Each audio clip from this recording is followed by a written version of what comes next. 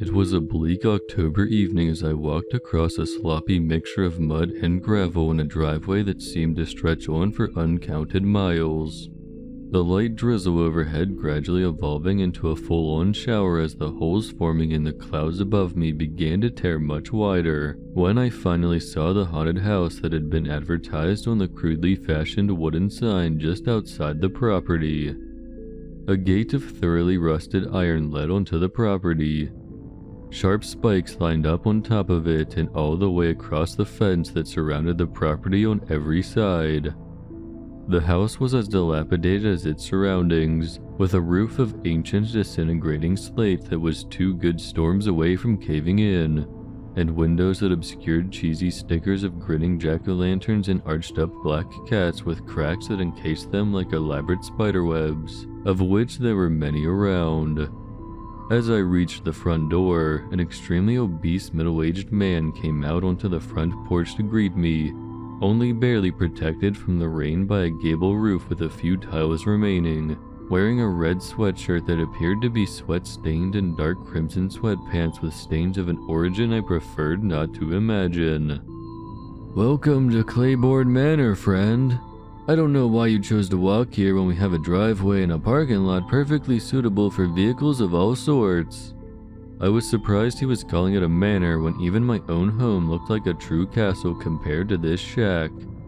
I looked back at the driveway I'd just walked, seeing the rain starting to accumulate into giant potholes that made the trail look positively polka-dotted, and the mud hole he called a parking lot that more closely resembled one of the La Brea tar pits. Hesitantly, I replied, "Sorry, but I didn't bring a vehicle. I don't live too far away, and I was already walking down the road when it started raining. I figured I'd check this place out since I need a place to take shelter from the storm."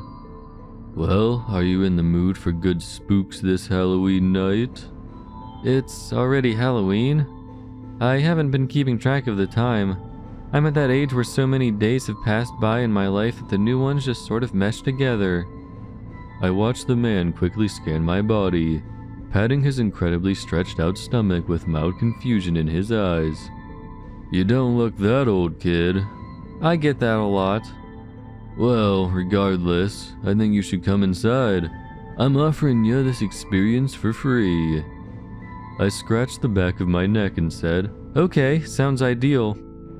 With that, the man stood aside and gestured his arms towards the doorway, which seemed to lead into a black hole that I was stepping right into. Suddenly, LED lights from overhead that were flashing rapidly enough to cause a seizure fucked with my vision and left me a bit disoriented. I quickly shielded my eyes and looked around. Most of the decor was as cheesy as I'd imagined. Apparently, he couldn't hire real actors, so he settled for foam puppets of werewolves and witches, as well as monsters he'd clearly cobbled together himself, since they were unrecognizable mishmashes of things. Like the pale, bat-like creature that quickly leapt out in front of me, suspended by a fishing line attached to the ceiling. The only good decorations in the place were the zombies, brittle and rotted enough that they looked more like mummies without wrapping. Nearing the end of the hall, I found the one and only actor in the manor. It was the same guy from earlier, still wearing the red clothing, but also donning a hockey mask stained with what looked like red paint, and an axe that was positively splattered with the stuff.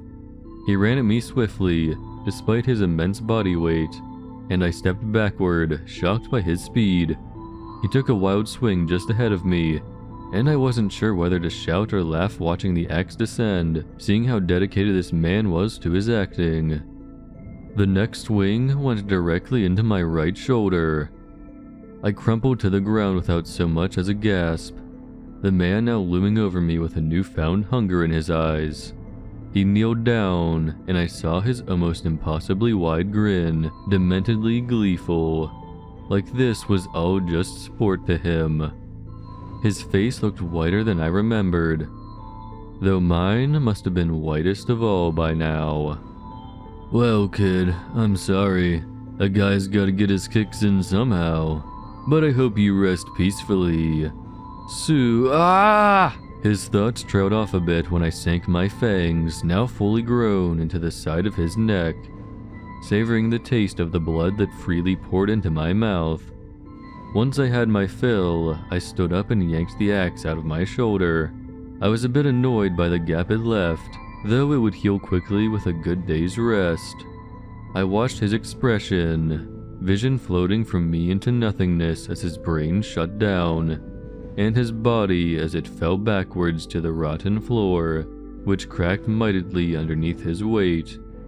I chuckled softly to myself as I effortlessly picked him up and slung him over my shoulder, walking past all the corpses that I'd sucked dry long ago. I had enjoyed this guy's work while it lasted, but I was really hungry as of late, and I needed a body big enough to sustain that hunger. I stepped back out into the rain and cursed under my breath. This guy was too heavy for me to become a bat and fly off with him. But the trouble wasn't too severe. Fortunately for me, I didn't live too far away.